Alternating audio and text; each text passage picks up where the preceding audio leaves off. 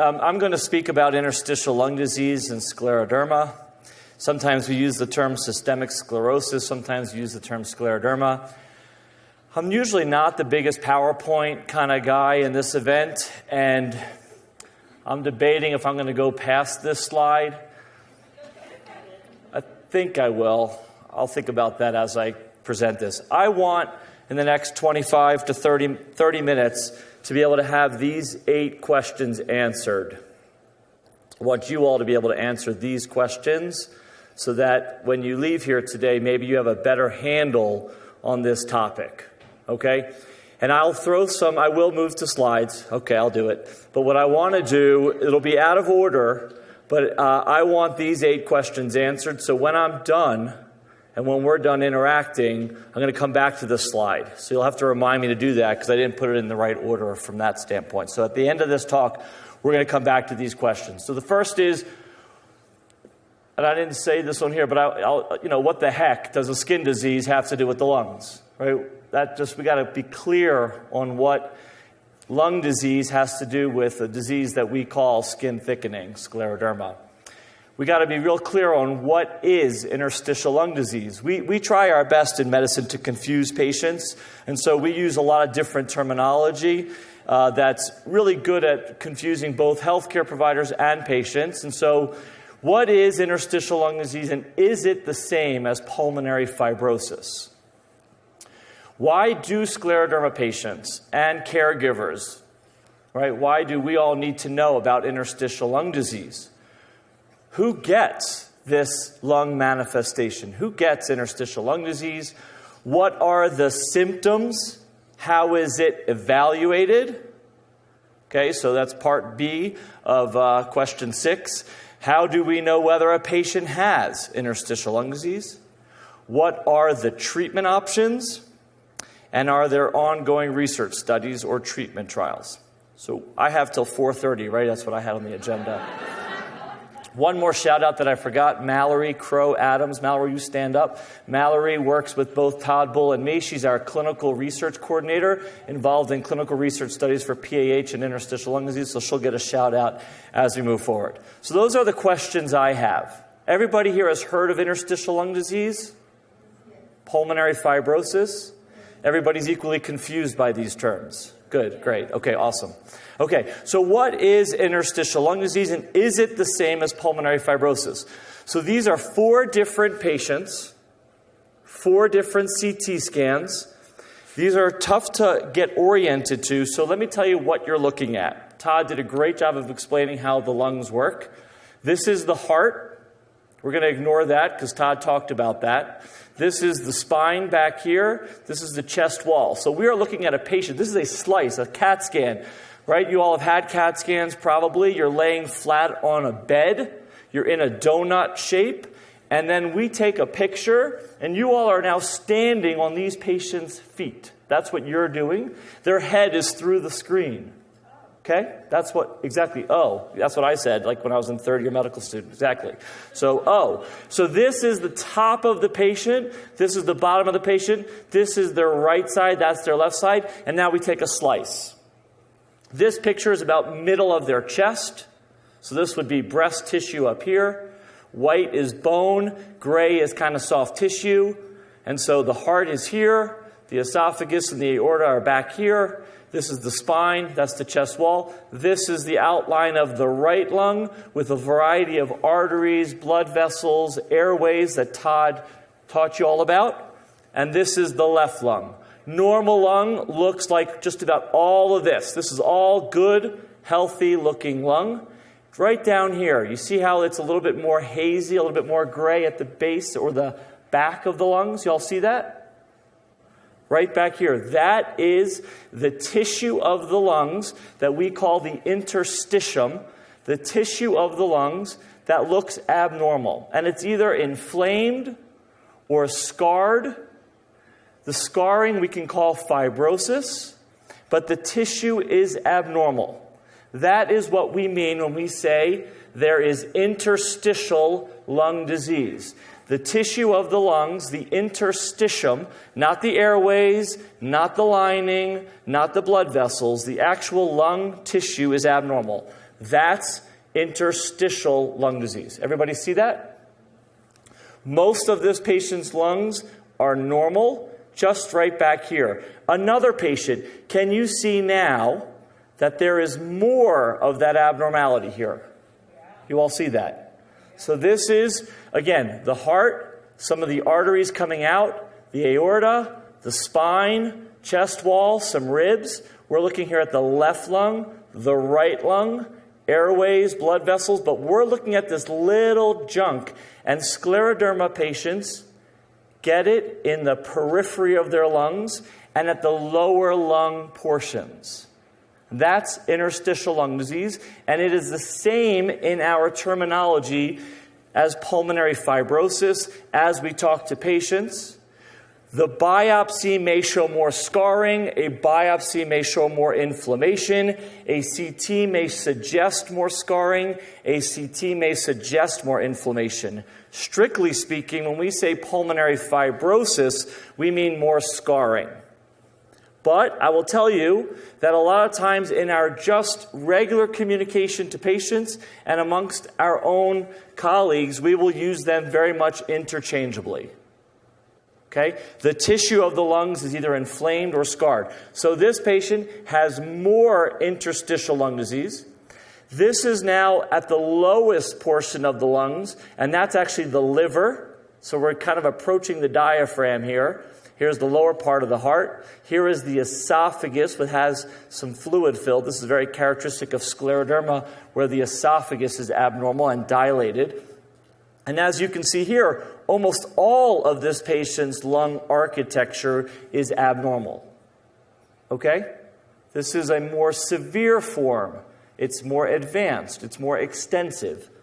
And then this is another patient of mine who has scleroderma with a more bizarre, see how nice and almost symmetric all this stuff is, and then you can see a little bit more bizarre architectural sort of damage of the tissue. Another patient with interstitial lung disease. All of these patients have scleroderma, interstitial lung disease. It would be okay to say they all have scleroderma lung fibrosis. Okay? We're good? I'll highlight a couple things more on this slide. We will move ahead and talk about the prevalence, how often this occurs. Recognize that most scleroderma patients have lung fibrosis, have interstitial lung disease. Most. As high as 80 or 90% of scleroderma patients will have lung fibrosis. But if you recognize, well, wait a second, look at these 4 different patients. This one is not bothered at all by it, and it may not progress at all. And hence, the anxiety level should be going down, right? So wait a second. So 80, 90% have this, but then the question is, what type? And of course, we're going to be more concerned about the patient has a lot of lung fibrosis. But we're going to want to know if a patient has any lung fibrosis to be able to follow it over time. Does that make sense? So if I say that most patients with scleroderma have lung fibrosis, A, that is a true statement, but B, it doesn't mean that it is a relevant problem. It means we have to be aware of it and know whether it's doing anything. Because in most patients, it doesn't progress to the point of needing to treat. It's just something that we see. But in some patients, it does progress. And we need to know whether it is or isn't. I saw a hand go up. Yeah, if you treat the inflammation, does it keep it from scarring? We'll talk about treatment moving ahead. But the answer is we can treat this disease. That's going to be the answer. Okay. So why do scleroderma patients and caregivers need to know that? Well, you all already know the answer to that, right? Okay. Well, you need to know about it, and we need to know about it because the majority of scleroderma patients have interstitial lung disease. This is another patient of mine. The heart, the liver, right? The spine, the aorta, the esophagus, and their lung, and you can probably see it. You all are probably almost expert radiologists by now. Right out here in the periphery is some scarring. It looks a little bit more scar-like. So this patient has interstitial lung disease, relatively mild. So most patients have interstitial lung disease. don't worry about this stuff. This is just telling you that we know what type of pattern we will see. I'd rather you focus on the fact that only about a third, or you can say as much as a third, depending on how you want to look at that, will have progressive disease. Okay? Now, I'll put this one out there. Really, I'm always worried when I talk to patients about overemphasizing this reality. We have a healthy dose of fear and respect of this complication in scleroderma. Okay? I can't trivialize it. It's a lot of what we see, a lot of what we do. The skin can be horrible, and the lungs can be horrible. And so with a fair degree of humility and careful, words to be chosen, it is the leading cause of death. It's a leading cause of death. And so it rightfully deserves our respect and our fear. More than anything, though, we have to demystify it, and we have to know more about it. So most scleroderma patients will have interstitial lung disease. It will progress in about a third. We should not be blindsided by that progression. We have to be proactive. We have to look for it. We have to assess it. We have to keep an eye on it. And we have to know where we are within the context of our patients and their lung fibrosis. In registry studies, it is the leading cause of death. In the 1970s, it used to be kidney failure. In the 2000 and our decades now, it is interstitial lung disease number 1, pulmonary hypertension number 2 as the causes of death, which is why we are relatively lung obsessed when we take care of our scleroderma patients. Who gets interstitial lung disease? Well, this is one tiny window into a very broad disease category. The whole world of lung fibrosis is diverse, and it includes infections. This is a different patient who does not have scleroderma. She has a different autoimmune disease that got interstitial lung disease. So this is a different disease entity, but this certainly could be scleroderma. And you can see now that this is more advanced. You can see there's a lot more gray, a lot more sort of inflammation here. But basically, patients can have infections. Medications can cause interstitial lung disease. Environmental exposures, coal miners, different soil exposures, bird exposures, hot tubs. So I don't want you all to, now you're going to go look in every cabinet and whatnot. But I mean, the reality is that when a patient, even with scleroderma, shows up with interstitial lung disease, we all need to not jump to conclusions and look through this business, the environment, the medications. Is it an infection? Is there a genetic form? Is it something, asbestos, for example, occupational? Smoking is a cause of interstitial lung disease.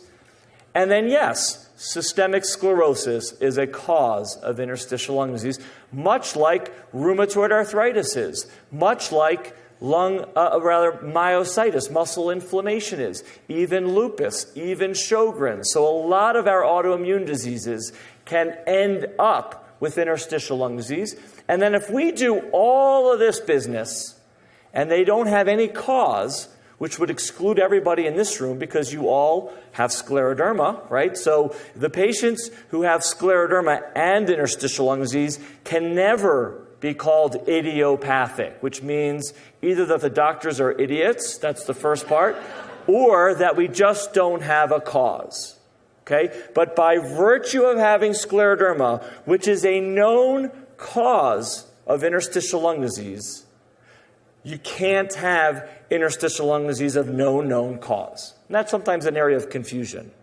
Okay? So idiopathic means the interstitial lung disease is there, and we couldn't find a cause. But scleroderma is a known cause of interstitial lung disease, and so we would link the two if we excluded all of the above. Okay, so who gets ILD, interstitial lung disease? Lots and lots of types of patients, including scleroderma patients. What about the scleroderma patient? Well, I already told you that lots of types of patients get interstitial lung disease.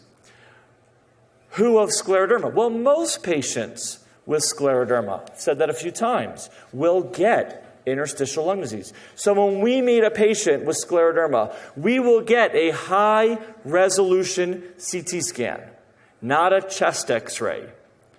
And lung function test may not be enough. We will get a high-resolution, a dedicated type of CT scan to look for interstitial lung disease. And we will not be surprised when we see interstitial lung disease.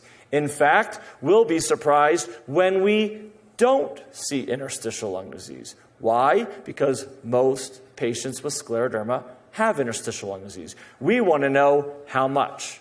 We want to know if it's relevant. We want to know if it's progressing. We want to know if we have to do something about it. What are the predictors? Well, probably the best is the presence of an antibody called SCL-70. Okay? That means that for patients who have SCL-70, okay, we can't look at a SCL-70 patient and know if they do or don't. We know from studies that that is the strongest predictor for interstitial lung disease. If a patient doesn't have SCL-70, they still can get interstitial lung disease. It is humbling that we can't look at patients and predict their future. We can't. Okay? But that is a strong predictor. The anti-centromere antibody patient rarely gets significant interstitial lung disease, but there are exceptions. I see a couple in the room here. Okay? So I know some of my patients who have a centromere antibody do get interstitial lung disease. So that's why we're going to approach almost everybody similarly, because scleroderma patients get interstitial lung disease, and we don't want to be blindsided by it. The skin, not as reliable of a predictor as we would think. And the skin doesn't really translate reliably to what's happening internally. Some patients have horribly progressive skin involvement and not much organ involvement. Some patients have horrible organ involvement and not much skin involvement. So the skin tells us about the skin and not always about what's going on internally.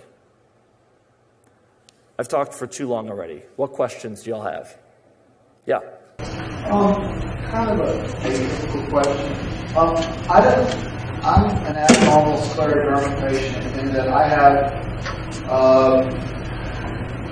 dermatologist-proven scleroderma. I have biopsy, and I also have other scleroderma symptoms.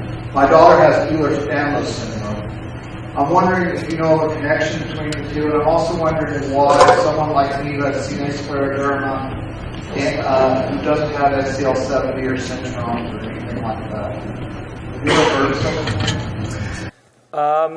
Okay, so I'm going to do my best to repeat the question, which is that your daughter has Ehlers-Danlos, and you have a dermatology-confirmed, biopsy-proven, I guess, scleroderma, but you don't have skin thickening. So you've candidly confused me a little bit, but I will just say the following. Ehlers-Danlos has nothing to do with systemic sclerosis other than confusing terminology. Ehlers-Danlos is a connective tissue disease that rheumatologists tend not to be involved in, even though we treat connective tissue disease. If that makes sense to you, you can explain it to me later, because it doesn't make sense to me. But our terminology is confusing. Ehlers-Danlos has nothing to do with systemic sclerosis other than confusing terminology.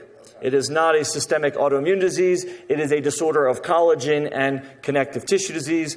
Scleroderma sometimes gets confused with that because it's also called connective tissue disease, but they are unrelated. They have nothing to do with one another. I will explain a little bit about the challenges of our diagnosis in that we have a name of a disease category called scleroderma, which means thickened skin, and yet some of our patients don't have thickened skin. And those are tough patients to diagnose. And without more characteristic organ involvement or blood tests, people may dispute that diagnosis. Because without the cardinal skin involvement, we really need very, very characteristic organ involvement or very, very characteristic protein antibody involvement. But those are tough patients to diagnose. So what does skin disease have to do with the lungs? Well, the reality is not much. And when I say not much, it's for what I just said, is that if I see a patient who has rapidly progressive skin, they could have a better prognosis than somebody who has no skin involvement. How does that work? Well, we don't really know. But the skin tells us about the skin. It doesn't tell us about organ involvement. A few exceptions. We know that early, rapid, progressive skin thickening, is probably linked to kidney involvement, renal crisis. That's one good exception. Or there is some general sense that the skin will progress early, like Dr. Kolfenbach explained. It may soften over time, and there may be parallels with the lungs in that regard, that interstitial lung disease may have a similar early followed by a little bit more of a quieter later course. But pulmonary hypertension is a really good example of where there's no connection. Pulmonary hypertension risk goes up later with the disease, and the skin softens later in the disease. The GI tract, and what we will hear from Dr. Menard-Katcher, and what we will hear from Michelle about sort of malabsorption, gastrointestinal manifestations, no correlate whatsoever with skin involvement. So, truth is, the skin doesn't have a lot to do with the lungs, and I've made that comment. And then that's why when we write papers, or sometimes in our terminology, we will refer to this as just systemic sclerosis and get away from the name thickened skin scleroderma. But what does it have to do with why is it on the agenda today? Well, I've already said it too many times, but most patients with systemic sclerosis will develop interstitial lung disease. This was one of my more creative modes, right? In case you were tired of bullet points, I threw up some colors and a few highly sophisticated schema here. But this is to tell you why we all need to work together as doctors and other healthcare providers, and why 10 minutes for a visit is just not enough, and why there needs to be a team approach to the evaluation and care of patients. And that is also why, and not meant to disrespect or to disparage in any way, why many scleroderma patients find that they need to come to specialty centers, and they have a harder time maybe in the real world of medicine, which is private practice, 10-minute visits, with a different type of arrangement. And that is because, and you all know this more than we do, there's a lot to go over. There are a lot of features to talk about. And I'm only talking about interstitial lung disease here. How exactly are you supposed to handle the fact that you have Raynaud's phenomenon, skin problems, gastrointestinal malabsorption syndrome problems and symptoms, and yet you're going to have to do all of this for just interstitial lung disease? So, unfortunately, my boss isn't here for me to advocate for more time, but this is why we need more time. Because we have to assess symptoms, we got to examine our patients. What are those risk factors for progression? What type of scleroderma features may help us understand whether the patient is progressing? We have to know about their lung function, what their imaging shows. There may be cases where we do a bronchoscopy or a lung biopsy. I'm not going to go through each of these in detail, just highlight a few. Symptoms. What are you're sitting here now. Well, wait a second. Fischer just said most patients. So, you're maybe wondering, do I, right? Is this something that I have to worry about? Here's our challenge. We are not good at getting a handle on your symptoms when it comes to lung involvement. We're just not good at asking the right questions, or we're not good listeners. And I'll put it back on you a little bit. You all may not be the best at telling us whether you're having any lung involvement. Furthermore, the symptoms are fatigue and breathlessness. If anybody here is not fatigued, please leave now, right? Because, come on, you all are fatigued. You have scleroderma, and even maybe your people who are with you who don't have scleroderma may be fatigued as well. It's such a hard symptom to be able to get a handle on. So fatigue, what do you do with that? I don't know. What do you do with breathlessness? Well, I learned a hard lesson when I was asking a patient about their shortness of breath, thinking about lungs, getting lung testing for their shortness of breath that they were telling me about. But meanwhile, they were very anemic. Their hemoglobin was 5 rather than the normal 13 to 17. Having a hemoglobin of 5 is a pretty darn good reason to be fatigued and breathless. So there are many causes of fatigue and breathlessness. Furthermore, your muscles and joints and skin and this disease impacts patients so that they're maybe more sedentary. If lifting or remote control is your only activity, how short of breath are you? Right? As opposed to maybe a marathon runner who now has known that their distance run is much shorter. So every patient's going to be more, I think is going to be unique, and we're going to have to tease out their breathlessness differently. So what I'm suggesting more than anything is the lack of dyspnea, that means shortness of breath, does not mean the lack of interstitial lung disease, which is why we will test our patients irrespective of symptoms, because most patients have interstitial lung disease. And we will not trust our ability to determine by symptoms alone whether there is interstitial lung disease. Further, I showed you those 4 different slides. Very mild, more severe. You could imagine that very mild CAT scan may not have much symptoms at all. But we don't want to be blindsided. We want to know where we are as a baseline so we can follow longitudinally. Okay? We want to know about how this is progressing. We want to know about cough, because that may be a sign of interstitial lung disease, but most patients who cough with scleroderma are coughing because of their esophagus. We'll hear more about that from Dr. Menard Katcher. But the bottom line is that with reflux disease, that's a prominent and highly provocative trigger of cough. So the patients who are having shortness of breath in this room, who are coughing, please know that may or may not have anything to do with interstitial lung disease.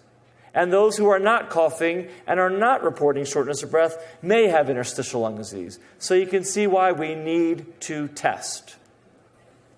What about the physical exam? The only thing I could say about the physical exam is that when we hear crackles, we are thinking interstitial lung disease. Crackles, that's the term we use. When we don't hear crackles, the patient may still have interstitial lung disease. Hence, the high-resolution CT scan. This is a complicated algorithm slide of a study that was published, and the only message here, don't even look at it. Stop looking at it, look at me. The only message here, you can have normal lung function and have interstitial lung disease. So in the maybe real world, we will see patients who come to us with patients who have been told they have normal lung function. That's good news. Yes, it is good news. It doesn't mean that they don't have interstitial lung disease, because patients can have interstitial lung disease and normal lung function. This slide proved it. Don't look at it. But the bottom line is 60% of the patients that had interstitial lung disease on a CT scan, 60% had normal lung function. That's what that slide shows.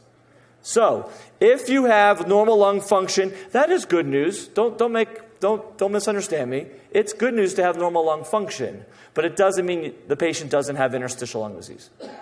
And you need the lung function test because you're going to follow that over time. Other thing to know about lung function tests, you're going to love to hear this. The range of normal is 80 to 120, which means a patient can have normal lung function with 85% predicted. Okay? That's 80 to 120. So their FVC is 85%. They have normal lung function. But check this out. What if 2 years ago they were at 115%? So in 2 years they went from 115, then they went to 110, then they went to 100, then they went to 90, then they went to 85. How does that sound to you all? Not good. But their FVC is still normal at 85%. So we have to be thoughtful, careful. We have to be physicians, we have to be other healthcare providers, we got to be savvy, and we can't just rely on normal lung function. So that leads me to the notion that this is, if you, as a patient with scleroderma, wanted to know if you had interstitial lung disease and you haven't yet gotten a high-resolution CT scan, well, this would be the test to do. Does everybody with scleroderma need a high-resolution CT scan? I think there may be a couple of exceptions in my mind. Maybe a patient who has really long-standing disease, who has a normal exam and has a centromere antibody. I think that would be the only patient I can think of that doesn't need a baseline HRCT scan. But I think everybody else does. And we're talking about an era today whereby this is, several $100s. It's readily available. And if interstitial lung disease is the leading cause of death, this is something that we just need to know. So that's my bias. And yes, I am a lung-obsessed rheumatologist, but most guidelines for scleroderma care would indicate that for the care of a scleroderma patient longitudinally, you got to get a high-resolution CT scan at some point to know if they have interstitial lung disease. Chest X-ray, just not adequate. Normal lung function, good news, just not adequate. We're actually up to question number 7.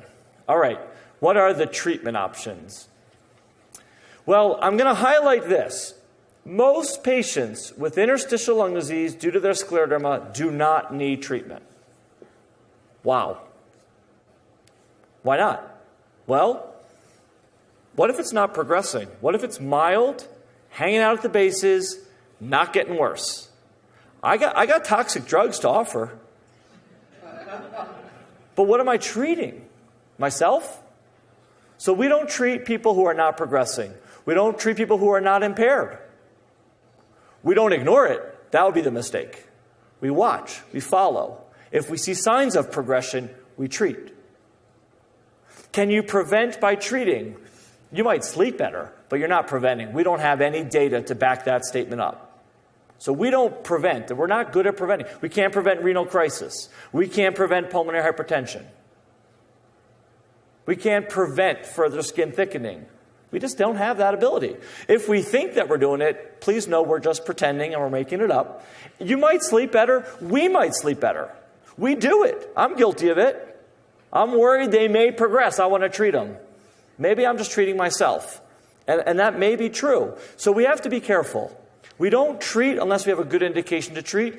Also, these drugs can be toxic. So we have to weigh pros and cons. So we're only going to treat those that are impaired, that are progressing, for which we can really justify the risks of treatment. What do we use? Jason already told you about corticosteroids, typically at lower doses. Everybody here loves prednisone. Boy, that has no side effects, right? Prednisone, nothing. So we love prednisone. We know that it has so many side effects. We have to be careful with prednisone. We use mycophenolate mofetil, Cellcept, and now we have actually data to back it up. We were using this before data. We didn't let the lack of evidence impact us, right? Now we can say, okay, good, I'm glad we've been doing this for 5 years because now we know it works. But we've been doing it for 10 years easily. And now we have data to tell us that using mycophenolate, Cellcept, or Cytoxan, and those are the only two for which we have good data to support its use for interstitial lung disease, we know that those two drugs can slow the disease progression.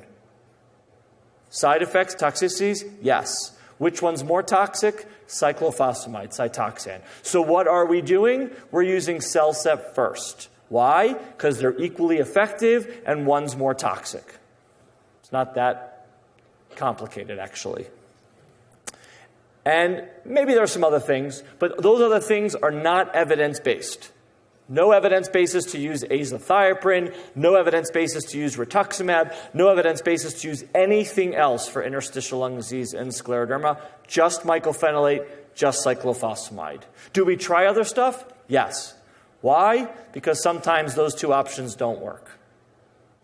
But then we're then we're just using our best bet and our experience. What about non-drugs? Well, we want to make sure we're treating reflux, because that can hurt the lungs if there's aspiration.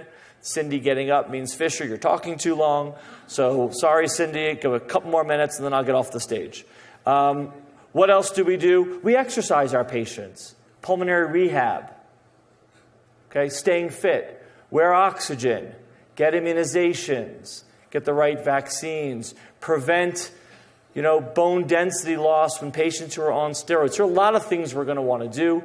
And then we have a shout out for clinical trials. So the shout out for clinical trials is, this is an area of intense research.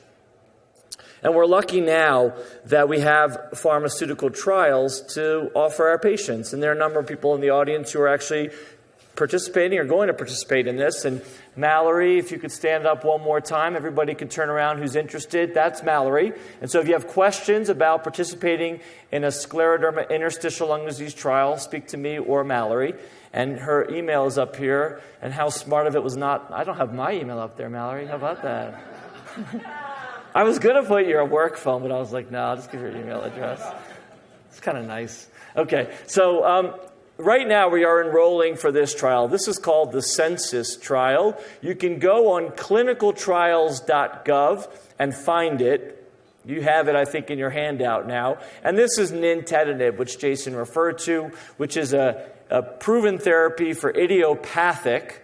You all can't have idiopathic because scleroderma is a cause of lung fibrosis. So for idiopathic lung fibrosis, this drug is approved. And now we're asking, is it a good drug for scleroderma lung fibrosis? And we are enrolling patients for that study. We have about 5 or 6 already under consideration or in various phases of being treated. And these patients can go on therapy or placebo on top of the best treatment we already have, which is CellCept, mycophenolate. So patients can go on this trial, various criteria. We talked about placebo, why we're not comfortable with placebo. This one's okay, because our patients are already on best therapy. And now the placebo is on top of best therapy. So if people don't want to go in, that's okay. They're already on best therapy. Yes, Karen? With it, if you're on CellCept and it's working, you can go into the trial, or Yes. if it's not working?